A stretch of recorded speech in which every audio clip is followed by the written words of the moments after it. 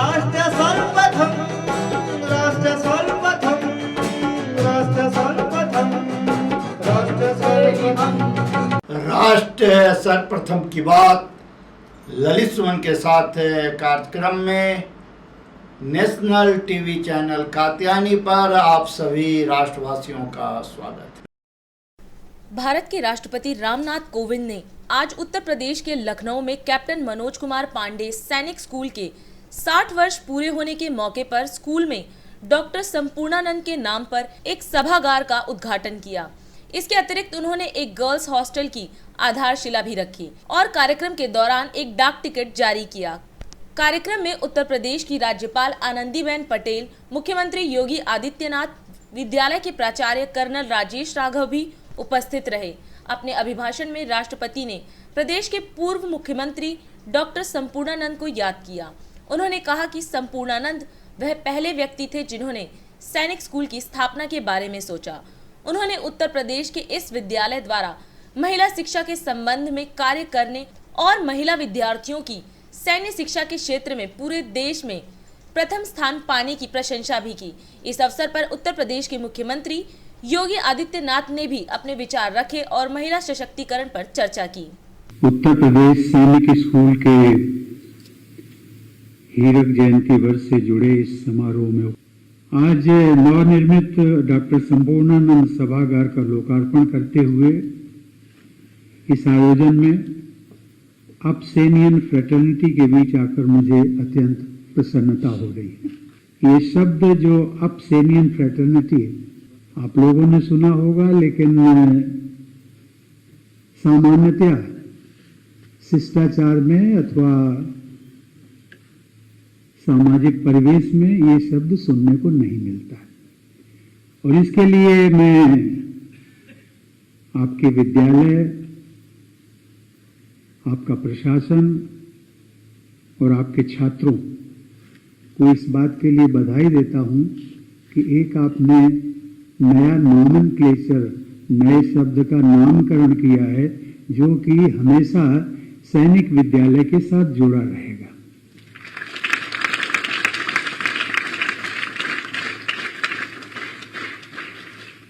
विद्यालय की क्षमता दुगनी किए जाने की परियोजना तथा बालिका छात्रावास के भवन का शिलान्यास करके भी मुझे बहुत खुशी हुई है।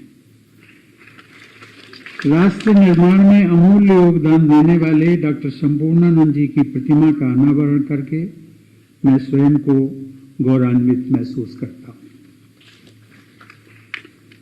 आज मैं सोच रहा था कि डॉक्टर संपूर्णानंद जी वो पहले मुख्यमंत्री हुए हैं इस देश के जिन्होंने सैनिक स्कूल की स्थापना के बारे में सोचा। सैनिक स्कूल अर्थात न केवल शिक्षित बल्कि अनुशासित नागरिक। ये अनुशासित नागरिक की जो कल्पना डॉक्टर संपूर्णानंद जी के मस्तिष्क में रही होगी, उसके लिए मैं आज उनकी स्मृति को नमन करता हूं।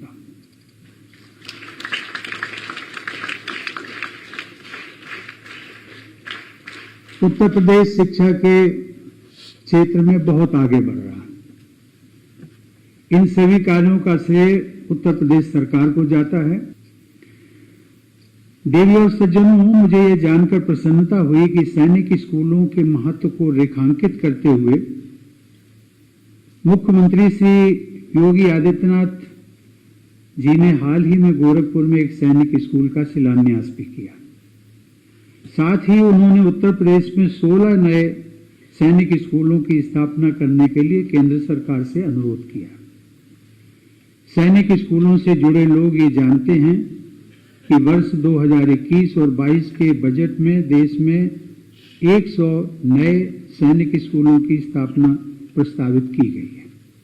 इसके लिए विद्यालय की प्रबंध समिति के सदस्यों, अध्यापकों, पूर्व छात्रों और विशेष रूप से सभी विद्यार्थियों को मैं बधाई देता हूं। कैप्टन मनोज कुमार पांडे उत्तर प्रदेश सैनिक स्कूल की हीरक जयंती वर्ष के समापन के अवसर पर आयोजित कार्यक्रम में उपस्थित देश के माननीय राष्ट्रपति श्री रामनाथ कोविंद जी एवं देश की प्रथम महिला श्रीमती सविता कोविंद जी का मैं स्वागत और अभिनंदन करती हूँ। माननीय राष्ट्रपति जी का आगमन विद्यालय परिवार के साथ ही पूरे प्रदेश के लिए गौरव एवं सम्मान की बात है। सैनिक स्कूल की हीरक जयंती वर्ष के अवसर पर मैं आप सभी को हार्दिक बधाई एवं शुभकामनाएं देती हूँ। श्रेष्ठ एवं उत्तम शिक्षा के लिए विख्यात कैप्टन मनोज कुमार पांडे उत्तर प्रदेश सैनिक स्कूल को देश के सबसे पहले सैनिक स्कूल के रूप में जाना जाता है। इस संस्थान ने अनेक वीर सपूत दिए हैं। यह गौरव की बात है कि उत्तर प्रदेश सैनिक स्कूल का नामकरण परम वीर चक्र से अलंकृत कैप्टन मनोज कुमार पांडे के नाम पर किया गया, जो इसी विद्यालय के छात्र रहे हैं। कारगिल युद्ध में असाधारण बहादुरी का परिचय देते हुए मनोज कुमार पांडे ने अपना बलिदान दे दिया। आज सारा देश उनकी बहादुरी को सलाम करता है। उनका कृतित्व हमारी युवा पीढ़ी के लिए प्रेरणा का स्रोत है। मैं आज के अवसर पर कैप्टन मनोज कुमार पांडे को अपनी श्रद्धांजलि अर्पित करती हूँ। उत्तर प्रदेश सैनिक स्कूल के हीरक जयंती समारोह के समारोह कार्यक्रम में उपस्थित देश के माननीय राष्ट्रपति, मैं आप सबकी ओर से आज के समारोह में माननीय राष्ट्रपति जी का हृदय से स्वागत करता हूं, अभिनंदन करता हूं। यह हम सबके लिए गौरव की बात है कि उत्तर प्रदेश का आज का ये सैनिक स्कूल कई मायनों में नए प्रतिमान गढ़ रहा है। अभी माननीय राष्ट्रपति जी के कर कमलों से सैनिक स्कूल के हीरक जयंती समारोह के भारतीय डाक विभाग के द्वारा डाक टिकट का यहां पर विमोचन हुआ है।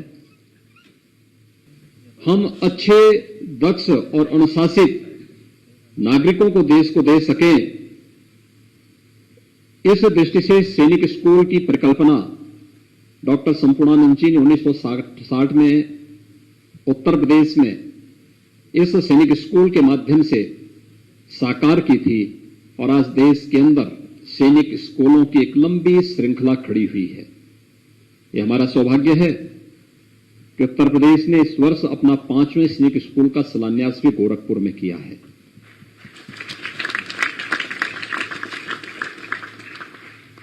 अत्याधुनिक शिक्षा के साथ साथ जीवन के प्रत्येक क्षेत्र में शिक्षा का मतलब केवल पुस्तकीय ज्ञान नहीं हो सकता, बल्कि हम उसके अंदर अधिक से अधिक सकारात्मकता पैदा कर सकें, कैसे हम हर नागरिक को क्रिएटिव बना सकें। और मुझे लगता है सैनिक स्कूल इसका सबसे अच्छा माध्यम है, जिसका अनुसरण करके अन्य संस्थाएं भी आगे बढ़ सकती हैं। उत्तर प्रदेश सैनिक स्कूल, ये हमारा सौभाग्य है कि हम लोगों ने इस स्कूल का नाम 2017 में इसी सैनिक स्कूल के पुरातन छात्र कारगिल युद्ध के नायक के रूप में कैप्टन मनोज पांडे के नाम पर इस सैनिक स्कूल का नाम भी हमारी सरकार ने 2017 में रखा और उसके नाम पर भारत माता के इस महान सपूत को अपनी श्रद्धांजलि अर्पित की। याद करना, उत्तर प्रदेश का इस सैनिक स्कूल पहला सैनिक स्कूल है जिसने अपनी क्षमता को दोगुना करने का निर्णय लिया, और ये सैनिक स्कूल पहला सैनिक स्कूल है जिसने 2018 में यह तय किया कि सैनिक स्कूल में हम बालिकाओं के भी प्रवेश को अनिवार्य करेंगे। मैं इस बात के लिए आभारी हूं आदरणीय प्रधानमंत्री जी का और भारत सरकार का कि देश के सभी सैनिक स्कूलों में बालिकाओं के प्रवेश को अब अनिवार्य कर दिया गया है। दिन देखिए 8 बजे रात्रि 9 बजे सुबह राष्ट्र सर्वप्रथम की बात ललित सुमन के साथ कात्यायनी टीवी पर। 22 वर्षों से प्रकाशित मदर इंडिया पत्रिका, पढ़ते रहे देश दुनिया की खबरों के लिए।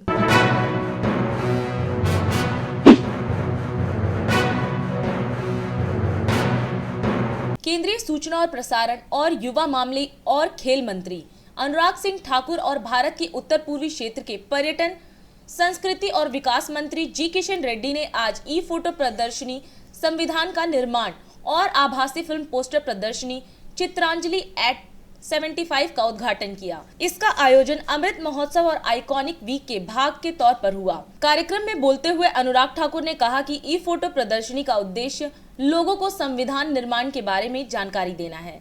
जन भागीदारी की दिशा में एक कदम प्रदर्शनी न केवल देश के युवाओं को संविधान के बारे में जानने के लिए प्रोत्साहित करेगी, बल्कि उन्हें उनके अधिकारों के बारे में शिक्षित करेगी और साथ ही उन्हें राष्ट्र के प्रति उनके कर्तव्यों की भावना से अवगत कराएगी। केंद्रीय मंत्री जी किशन रेड्डी ने आजादी का अमृत महोत्सव मनाने के लिए इस तरह के एक विस्तृत कार्यक्रम के आयोजन के लिए सूचना एवं प्रसारण मंत्रालय को धन्यवाद दिया। उन्होंने इस बात पर प्रकाश डाला कि इन आयोजनों के माध्यम से प्रधानमंत्री 2047 तक भारत की आजादी के 100 वर्ष पूरे होने पर युवाओं को एक मजबूत, शक्तिशाली और आत्मविश्वास से भरे भारत की कल्पना करने के लिए प्रेरित करना चाहते हैं। उन्होंने कहा कि भारतीय फिल्मों के पास भारत की सॉफ्ट पावर को आगे बढ़ाने का एक अनूठा अवसर है। मुझे विश्वास है कि फोटो और पोस्टर प्रदर्शनी देश के युवाओं को प्रेरित और उत्साहित करेगी।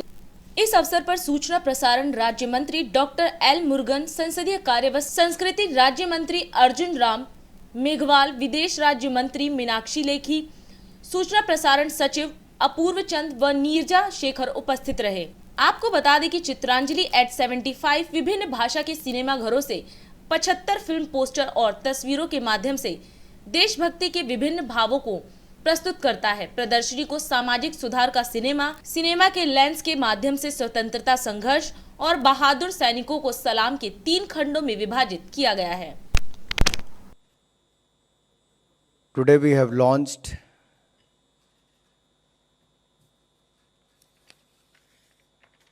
or I'll say there was a virtual launch of film poster exhibition Chitranjali at 75 and e-photo exhibition Making of the Constitution. Though it is a physical launch of virtual film poster, and due to COVID-19 protocols, we were unable to do it, or we have made the digital posters available so that we could share it with the millions and millions of Indians across the country.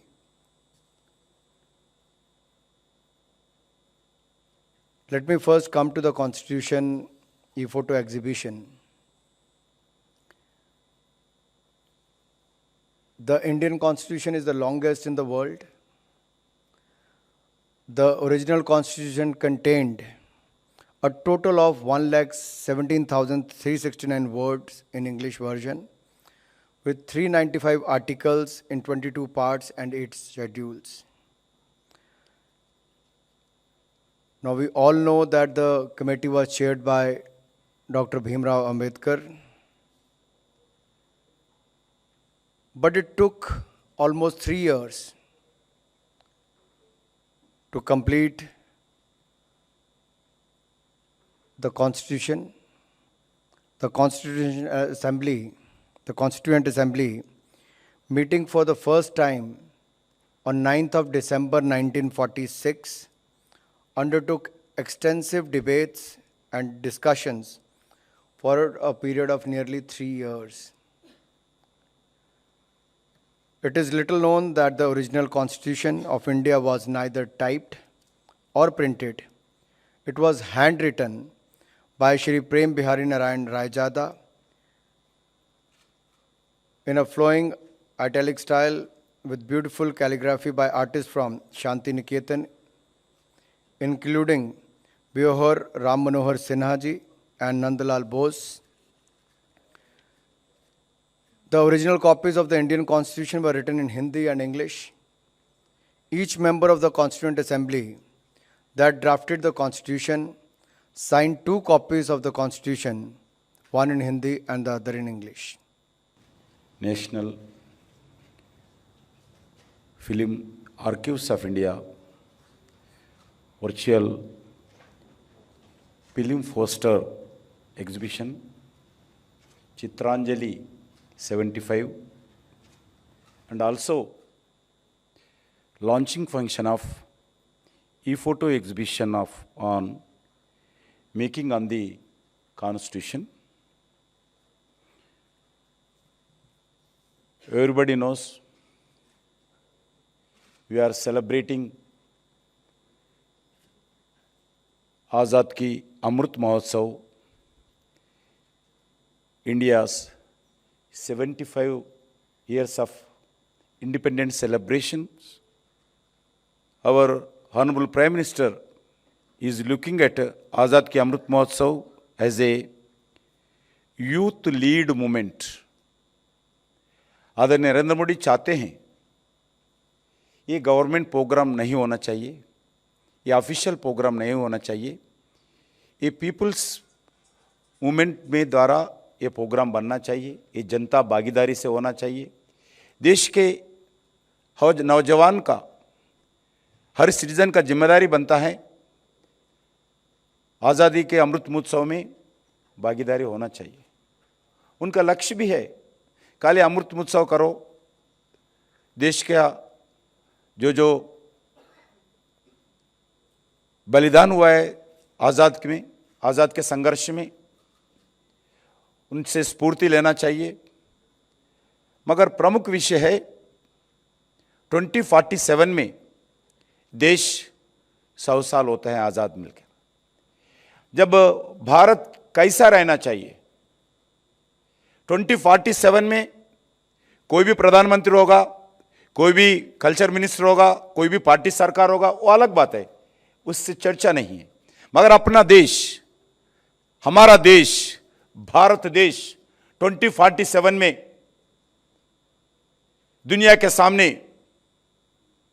जनता के सामने किधर ठहरना है, किधर पहुंचना है, what is the मंजिल, दुनिया में अपना भारत एक शक्तिशाली भारत बनकर उभर के आना, यह हमारा लक्ष्य होगा। ये 25 साल सभी नौजवान से मैं भारत सरकार की ओर से मैं अनुरोध करना चाहता हूं, ये भारत ये 25 साल में किधर जाना चाहिए, किधर पहुंचना चाहिए, क्या लक्ष्य है, इसी विषय पर सभी नौजवान सोचना चाहिए। और रास्ते पे देश को आगे ले जाने के लिए नरेंद्र मोदी जी का जो अपील है, जो लक्ष्य है, उसके लिए सभी लोग मिलजुल कर, सिद्धांत से उठकर, राजनीति से उठकर, प्रांत से उठकर, भाषा से उठकर सब मिलजुल कर आगे काम करना चाहिए। यही हमारा सबका लक्ष्य होना चाहिए। मुख्यमंत्री नीतीश कुमार ने आज वीडियो कॉन्फ्रेंसिंग के माध्यम से बापू टावर के प्रदर्शन डिजाइन की प्रारंभिक परिकल्पना की समीक्षा की। इस अवसर पर भवन निर्माण विभाग के सचिव कुमार रवि ने मुख्यमंत्री को परियोजना की प्रगति की जानकारी दी और निर्माण से जुड़े आर्किटेक्ट ने इस संबंध में विस्तृत जानकारी मुख्यमंत्री को उपलब्ध कराई। प्रस्तुतिकरण के पश्चात प्रेस वार्ता में मुख्यमंत्री ने डिजाइन की प्रशंसा की और कहा कि सरकार का उद्देश्य आने वाली पीढ़ी के सामने बापू के विचारों को रखना है, क्योंकि बिहार आगमन के 30 वर्षों के अंदर ही बापू ने देश को आजादी दिलाई, इसलिए भारत के इतिहास और बापू के जीवन में बिहार का बड़ा महत्व है। अगर 10% लोग भी बापू के विचार को अपना ले तो देश बदल जाएगा। उन्होंने चंपारण सत्याग्रह से जुड़े स्थानों को इससे प्रमुखता से प्रदर्शित करने की घोषणा भी की। बिहार के जल संसाधन मंत्री संजय झा ने आज राष्ट्र सर्वप्रथम से बिहार में जल भराव की समस्या पर कहा कि जब तक नेपाल के पास बांध का निर्माण नहीं होगा तब तक स्थायी रूप से बाहर की समस्या का समाधान नहीं हो सकता। उन्होंने इस बात का आश्वासन दिया कि बिहार सरकार बाढ़ को रोकने की पूरी कोशिश अपने स्तर से कर रही है। इसके अतिरिक्त मौके पर उपस्थित बिहार विधान परिषद सदस्य भीष्म सैनी से भी राष्ट्र सर्वप्रथम टीम ने चर्चा की। अब नेपाल में हाई डैम जब तक नहीं बनेगा तब तक परमानेंट सॉल्यूशन नहीं है, लेकिन उसमें बहुत प्रोग्रेस नहीं है। तो हम लोग अपने बिहार के अंदर जो मैक्सिमम कर सकते हैं वो अभी कर रहे हैं, अब कोशिश कर रहे हैं केंद्र से बात हो करके हाई डैम शुरू। तो ये संजय झा जी थे और मंत्रिमंडल का कार्य निपटाने के साथ साथ जनता से मिल भी रहे, सामाजिक दूरी का पालन हो रहा है, अपने आवास पर क्षेत्र और पूरे बिहार से जनता आई हुई है, तो सबों की समस्या का समाधान कर रहे हैं। बिहार विधान परिषद के सदस्य भीष्म सैनी जी हैं और आज उन्होंने बिहार के जल संसाधन मंत्री संजय कुमार झा जी से मुलाकात कर उन्हें अपने क्षेत्र यानी कि बगहा, वाल्मीकि नगर आने का न्योता दिया है। सर, क्या बात हुई मंत्री महोदय से? देखिए, मैं सबसे तो पहले मैं आपके चैनल को और आपको धन्यवाद देता हूं अपनी तरफ से, अपने जिला पश्चिमी चंपारण की तरफ से, और माननीय मुख्यमंत्री जी के प्रति आभार व्यक्त करता हूं। आज मैं मिला हूं संजय झा जी से और उनको आग्रह किया हूं कि जितना भी बाढ़ से तटबंध पे काम हो रहे हैं, वाल्मीकि नगर गंडक बराज पर जो विकास के काम हो रहे हैं, जो सिंचाई के लिए और बाढ़ सुरक्षा के लिए, इस संबंध में निरीक्षण के लिए मैं उनको आज आमंत्रित किया हूं और माननीय मंत्री महोदय ने मेरे आमंत्रण को जो है स्वीकार किया है और 10 सितंबर के बाद वह जो है चंपारण की धरती वाल्मीकि नगर पर निरीक्षण करने के लिए आने का उन्होंने जो है वचन दिए हैं और आएंगे, और जो भी काम थोड़ा बहुत बाकी बचेगा वो स्पॉट पर जाएंगे, निरीक्षण करेंगे और बगहा के कटाव रोधी बचाव के लिए, बाढ़ की व्यवस्था के लिए ये नीतीश कुमार की सरकार माननीय मंत्री के द्वारा तत्परता के साथ किया जा रहा है, और जो थोड़ा बहुत होगा उसको भी इनके निरीक्षण के उपरांत मैं निश्चित रूप से इनसे करवाऊंगा।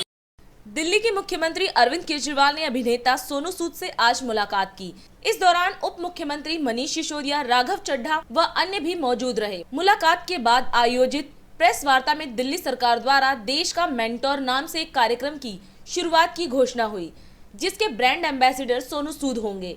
यह पायलट प्रोजेक्ट के रूप में सरकारी स्कूलों में जल्द ही शुरू किया जाएगा।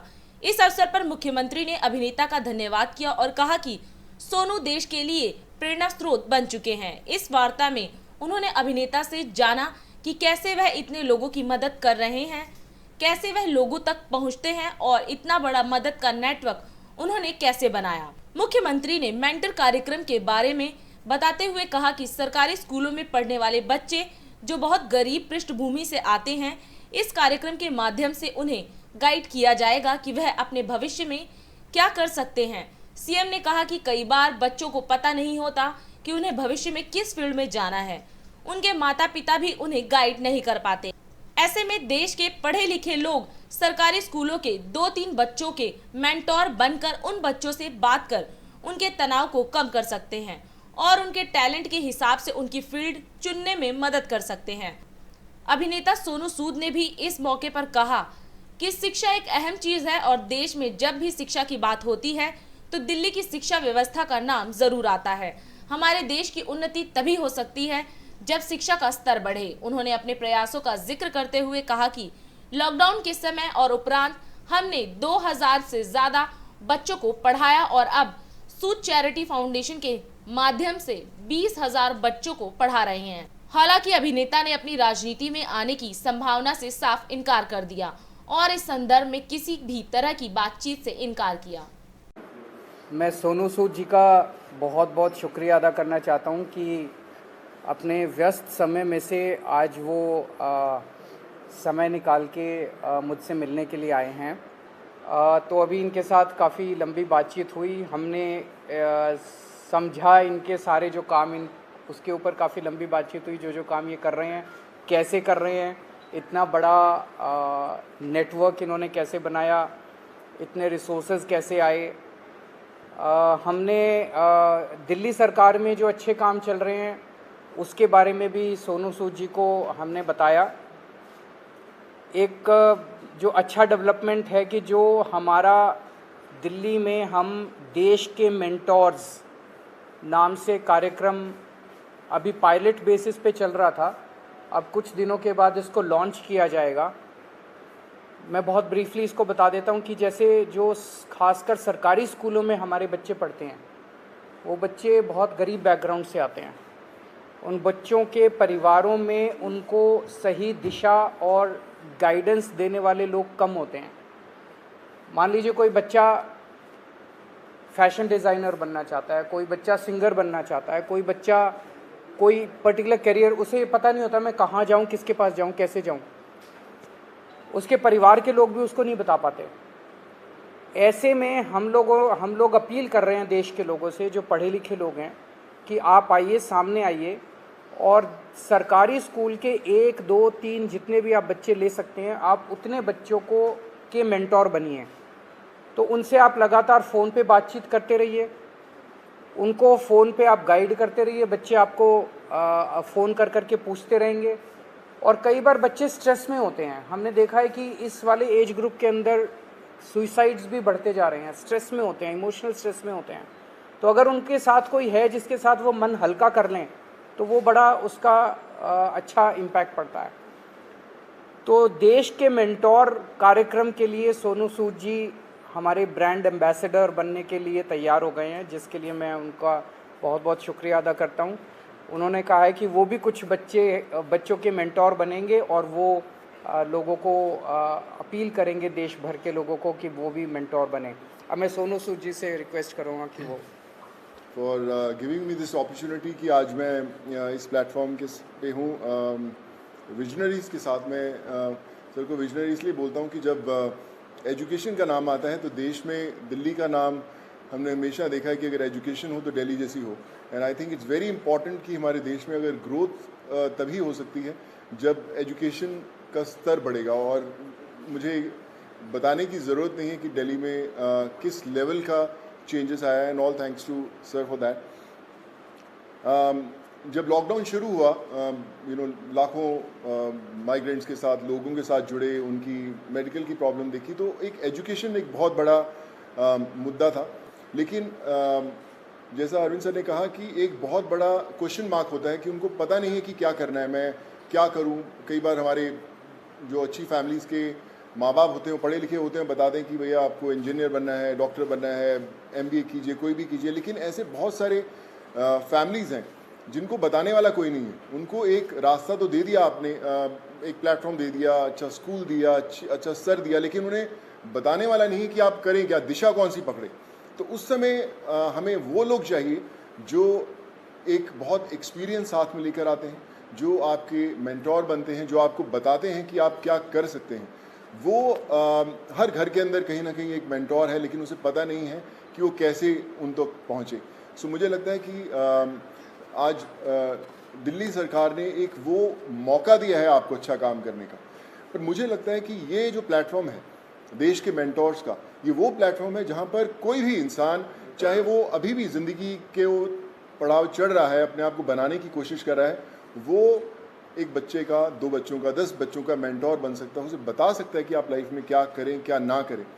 लेकिन आज इतने ज़्यादा प्लेटफॉर्म्स है, इतने ज़्यादा एवेन्यूज है और इतने ज़्यादा रास्ते खुल गए हैं जहाँ पर लोगों को पता नहीं है, पर लोग जो इन रास्तों से ऑलरेडी गुजर चुके हैं या कुछ सफ़र तय कर चुके हैं, उन लोगों को मेंटोर बनने का बहुत बड़ा मौका है। सो माई रिक्वेस्ट टू एवरीवन, जो भी लिसनर्स हैं या हमें सुन पा रहे हैं, आज आपको एक अच्छा काम करने का मौका दिया जा रहा है, देश का मेंटोर बनने का मौका मिला जा रहा है। मुझे लगता है शिकायत करना बहुत आसान है और खुद काम करना थोड़ा सा मुश्किल, क्योंकि हमें पता नहीं है, हमें दिशा नहीं बनती। आई थिंक आज दिल्ली सरकार ने ये प्लेटफॉर्म खोल के देश के मेंटोर्स का प्लेटफॉर्म नहीं बनाया, बल्कि आपके लिए एक प्लेटफॉर्म बनाया है देश के लिए कुछ करने का। दिल्ली में पश्चिमी जिला पुलिस ने एक अंतर्राज्यीय तस्कर गैंग के 2 शराब तस्करों को गिरफ्तार करने में सफलता पाई है। पुलिस उपायुक्त उर्विजा गोयल ने जानकारी देते हुए कहा कि 26 अगस्त को ASI ओम प्रकाश और कांस्टेबल मोहित को सूचना मिली थी कि अंतर्राज्यीय अवैध शराब आपूर्तिकर्ता के 2 सदस्य सफेद रंग की डस्टर कार में मुख्य रोहतक रोड पंजाबी बाग दिल्ली से अवैध शराब की भारी खेप के साथ पश्चिमी दिल्ली और आसपास के क्षेत्रों में आपूर्ति करने आएंगे। सूचना मिलते ही तत्काल inspector Neeraj Kumar, ASI Om Prakash, head constable Murari Lal, constable मोहित और कांस्टेबल संदीप की टीम का गठन SP ऑपरेशन सुरेंद्र रंगा की देखरेख में किया गया। टीम ने पंजाबी बाग इलाके में महाराजा अग्रसेन अस्पताल के सामने मेन रोहतक रोड के आसपास जाल बिछाया।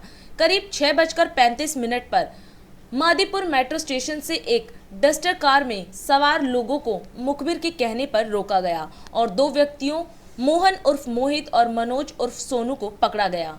डस्टर कार की तलाशी से 3250 क्वार्टर शराब के 65 कार्टन बरामद किए गए। दोनों बदमाश हरियाणा के रहने वाले हैं और मनोज के ऊपर धोखाधड़ी का केस दिल्ली के विजय विहार इलाके में पहले से ही दर्ज है। आगे की जांच जारी है। सर्वप्रथम की बात ललित सुमन के साथ कार्यक्रम में हम आपसे आज यही विदा लेते हैं। राष्ट्र सर्वप्रथम, वंदे मातरम, जाग उठा है भारत। राष्ट्र